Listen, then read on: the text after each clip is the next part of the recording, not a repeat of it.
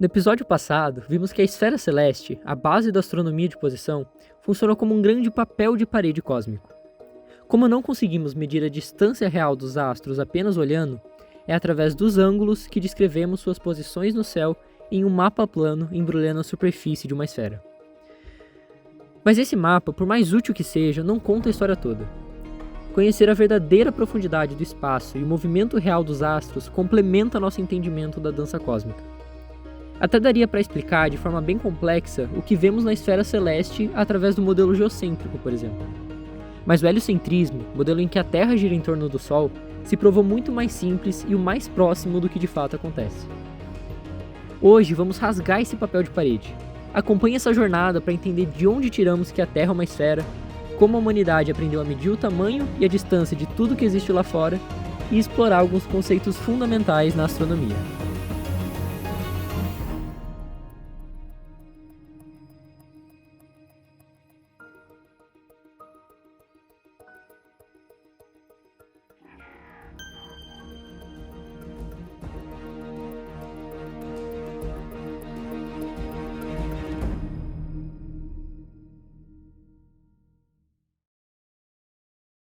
A primeira coisa que precisamos entender é o chão onde pisamos, o planeta Terra.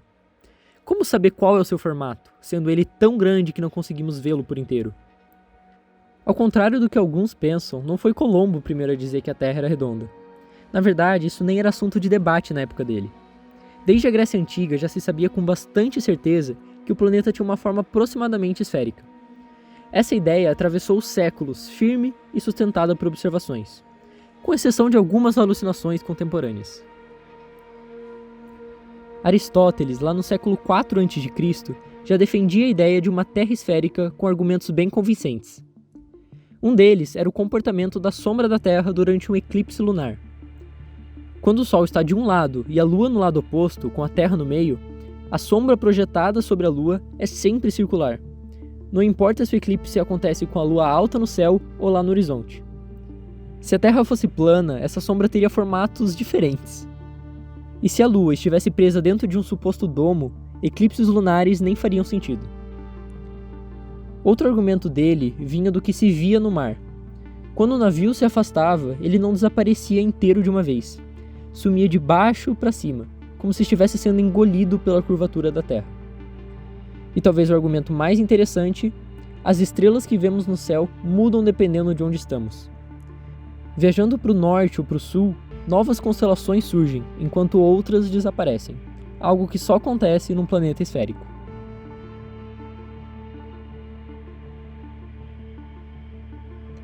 No Polo Norte, quem observa o céu vê todas as estrelas girando juntas ao redor de um único ponto em cima de sua cabeça. Já no Equador, elas parecem cruzar o céu de leste para oeste, todas juntas e paralelas.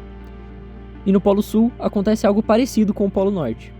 As estrelas giram em torno de um único ponto em cima da cabeça do observador também, mas no sentido oposto. Tudo isso se explica perfeitamente se a Terra for uma esfera.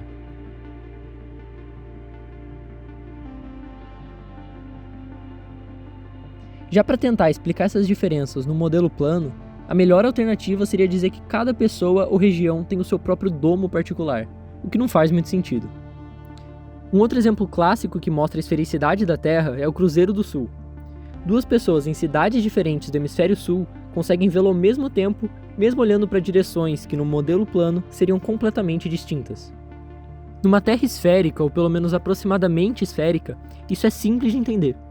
E no próximo episódio vamos descobrir o porquê de ela ser apenas aproximadamente esférica. Seguimos nossa jornada com Aristarco de Samos. Antes mesmo de sabermos o tamanho real da Terra, ele ousou estimar o tamanho da Lua, a distância até ela, o tamanho do Sol e a distância que nos separa dele. Tudo usando como base o tamanho da própria Terra. Por exemplo, ele não calculava a distância entre nós e a Lua em metros, mas em terras. Ou seja, determinava quantas terras caberiam nesse espaço. Esse método ainda dependia de conhecer o tamanho do nosso próprio planeta, mas já representava um enorme avanço em compreensão astronômica. A lógica dele era engenhosa. O Sol é nossa fonte de luz e ilumina tanto a Terra quanto a Lua. Quando temos a Lua nova, ela está direcionalmente próxima ao Sol no céu, posicionada entre a Terra e ele, com a parte iluminada na sua face de trás que não conseguimos ver. Conforme a Lua gira ao redor da Terra, começamos a ver um pequeno pedaço dessa metade iluminada, a fase que chamamos de Lua crescente. E foi observando essa transição que Aristarco chegou a uma conclusão fundamental. Se o Sol estivesse relativamente perto, o momento em que vemos exatamente metade da Lua iluminada, o quarto crescente, aconteceria bem antes do meio do ciclo entre Lua nova e a Lua cheia. Mas na prática, ela ocorre quase exatamente no meio. Isso só seria possível se o Sol estivesse muito mais distante de nós do que a Lua. Essa descoberta traz outra consequência. Durante um eclipse lunar, a sombra da Terra, projetada na órbita da Lua, tem praticamente o mesmo diâmetro da Terra. A partir dessa proporção, podemos estimar que o diâmetro da Lua tem entre 1/3 e 1/4 do diâmetro do nosso planeta. Se soubermos quanto tempo a Lua leva para atravessar a sombra da Terra durante o eclipse, e conhecer também o tempo que ela leva para completar uma volta inteira ao nosso redor, é possível, com uma simples regra de 3, como Aristarco fez, estimar a circunferência de sua órbita, já que sabemos o tamanho da sombra da Terra. E a partir disso, deduzir a distância até a Lua. Já para o Sol, entra em cena um detalhe que mencionamos no episódio passado. No céu, a Lua e o Sol parecem ter exatamente o mesmo tamanho. É por isso que durante um eclipse solar, a Lua cobre o Sol quase perfeitamente. Isso significa que ambos têm o mesmo diâmetro angular. Se representarmos essa situação em um desenho geométrico, fica claro que existe uma relação de semelhança entre os triângulos formados.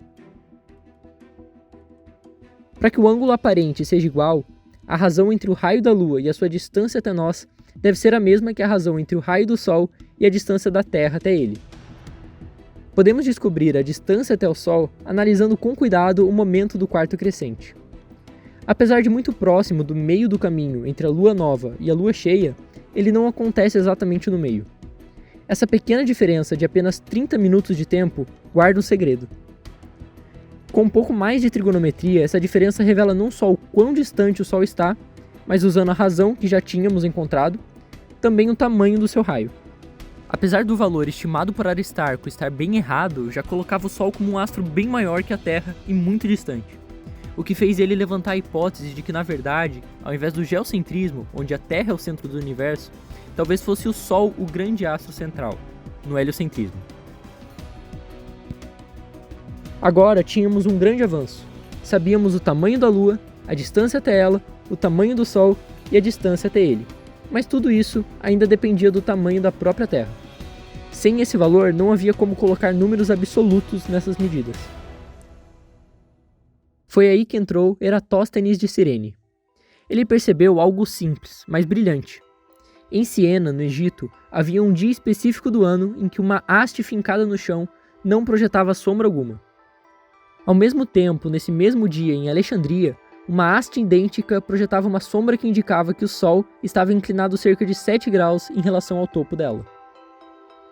Como o Sol está extremamente distante, seus raios chegam praticamente paralelos. Isso significava que a inclinação não estava no Sol, mas sim em Alexandria em relação a Siena. Se 7 graus correspondiam à distância entre as duas cidades, bastava uma regra de 3 para estimar o total de 360 graus. E assim, Eratóstenes calculou a circunferência da Terra e, a partir dela, o seu raio. Agora, tendo então o raio da Terra, podíamos encontrar os valores numéricos também dos tamanhos já antes estimados por Aristarco para a Lua e para o Sol. Com ideias igualmente criativas para medir distâncias, ao longo dos séculos fomos construindo passo a passo a escala matemática que sustenta a visão que temos hoje do universo. Se você quiser mergulhar mais fundo nessa jornada e conhecer os detalhes, recomendo fortemente 2 vídeos do canal True Blue on Brown, que estão na descrição e que tem dublagem em português pelo YouTube. Mas agora a história fica mais complexa, por isso damos um salto no tempo até o século XVI para encontrar Johannes Kepler. Com base nos trabalhos de Nicolau Copérnico, que já havia descrito o movimento dos planetas, e nas medições incrivelmente precisas de Tycho Brahe, com erros na ordem de meio minuto de arco, Kepler conseguiu desvendar o formato real das órbitas planetárias. Ele fez isso mesmo sem saber as distâncias absolutas até cada planeta. Assim como no tempo de Aristarco, descobrimos proporções, distâncias relativas entre os corpos. Mas ainda faltava uma peça fundamental para revelar todo o quadro, um valor numérico real que pudesse calibrar o restante. Para seguir nessa jornada, precisamos entender um conceito fundamental para a astronomia, a paralaxe. Estica o braço e alinhe o dedo com algum ponto ao fundo, olhando apenas com um olho. Agora feche esse olho e abre o outro. Percebeu? O dedo parece pular de posição em relação ao fundo. Esse efeito acontece porque um pequeno deslocamento do observador, no caso trocar de um olho para o outro, muda a posição aparente de um objeto que está mais perto. E é o mesmo que acontece numa viagem de carro. Uma mudança na sua posição faz com que os postes e placas à beira da estrada pareçam passar rapidamente, enquanto as montanhas ao longe se movem lentamente. E o horizonte, muito distante, parece completamente imóvel. Na astronomia, o princípio é o mesmo. Dois observadores em pontos diferentes da Terra verão um planeta próximo em posições ligeiramente diferentes em relação às estrelas fixas ao fundo. E medindo esse deslocamento, conseguimos calcular a distância até o planeta. O desafio é que esse deslocamento é minúsculo. Para o planeta mais próximo da Terra, Vênus, e com observadores nos extremos opostos do planeta, o ângulo a ser medido é apenas 1 minuto de arco. Se você não lembra o quão pequeno é isso, vale conferir o vídeo anterior. Mesmo com essa dificuldade, técnicas engenhosas, que estão explicadas em detalhes no segundo vídeo do T. Bloom and Brown, permitiram que os astrônomos determinassem as distâncias para todos os planetas conhecidos. Com a mesma lógica da paralaxe, também é possível medir a distância até as estrelas mais próximas. A diferença é que desta vez usamos uma linha base muito maior. A distância aproximada entre a Terra e o Sol, de cerca de 150 milhões de quilômetros, recebe o nome de uma unidade astronômica. Para medir a paralaxe estelar, usamos uma linha base de 2 unidades astronômicas. Ou seja, fazemos a primeira observação de uma estrela em relação ao fundo de estrelas distantes e 6 meses depois, quando a Terra está do lado oposto da sua órbita, repetimos a medição. No caso da estrela mais próxima de nós, Próxima Centauri, localizada na constelação do Centauro, logo acima do Cruzeiro do Sul, o deslocamento observado nesse intervalo é de apenas 1,5 segundos de arco. É um valor incrivelmente pequeno, mas ainda não é isso que chamamos de paralaxe. Esse ângulo corresponde à mudança observada ao longo de 6 meses. O que nos interessa é a metade desse valor, como se comparássemos posições separadas por 3 meses. Fazemos a medição em 6 meses apenas para ganhar mais precisão. Portanto, o ângulo de paralaxe, ou simplesmente a paralaxe de Próxima Centauri, é a metade daqueles 1,5 segundos de arco, medidos em 6 meses. Isso dá aproximadamente 0,75 segundos de arco. Com esse valor em mãos, calcular a distância até a estrela se torna muito mais simples. Pense assim, quanto maior o desvio da paralaxe, mais próximo o objeto está, certo? Então qual fórmula nos daria um resultado menor para uma paralaxe maior? Basta fazer a distância sendo igual a 1 dividido pela paralaxe. Dessa forma, quanto maior o ângulo de paralaxe, menor será a fração e menor será a distância. O porquê exato dessa conta dá certo você vai entender melhor mais para o final dessa temporada. Mas o importante agora é saber que se usarmos a paralaxe medida em segundos de arco nessa fórmula, o resultado sai em parsecs, uma unidade de distância gigantesca na astronomia. No caso de Próxima Centauri, encontramos 1,3 parsecs. Convertendo isso, dá cerca de 41 trilhões de quilômetros, ou 4,3 anos-luz. E vale lembrar que, apesar do nome, ano-luz é uma medida de distância, não de tempo. Ele representa o quanto a luz percorre no vácuo em 1 ano. Para ter uma ideia, em um piscar de olhos a luz dá uma volta inteira na Terra.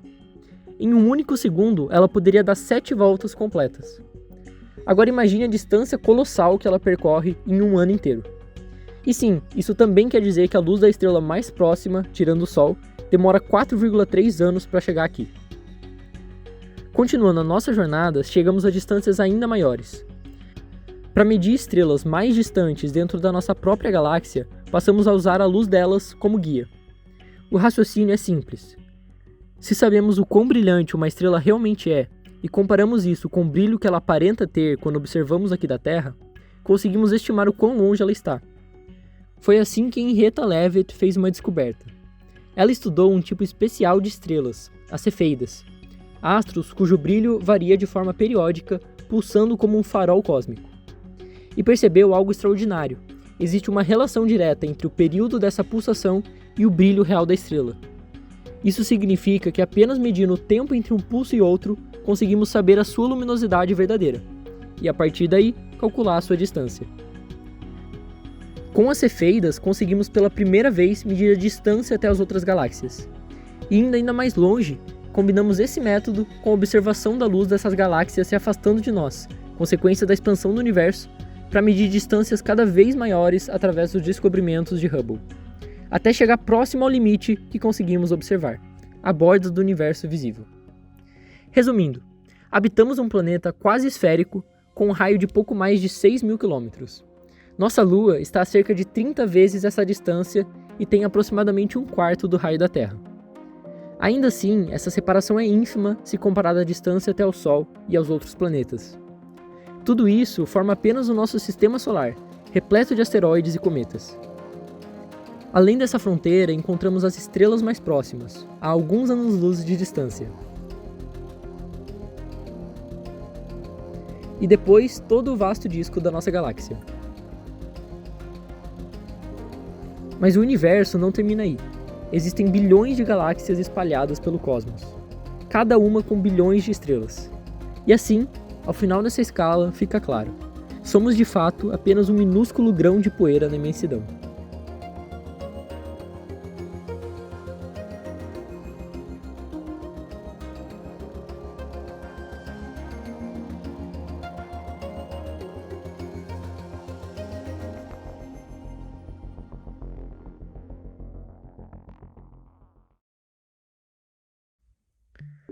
Se você está estudando para seletivas de astronomia, o foco desse episódio foi te mostrar a escala do universo e seus componentes, o que é e como calcular numericamente a distância de estrelas com paralaxe, unidades como unidade astronômica, parsec e ano-luz, e a noção básica de paralelismo de raios de luz para objetos distantes. Então, se não entendeu algum desses conceitos direito, volta o vídeo e não tem medo de pausar ou perguntar para alguém. Se você não sabe o que são as seletivas e tem interesse em participar, acesse o guia Essente Astronomia na descrição e faça o desafio desse episódio também na apostila.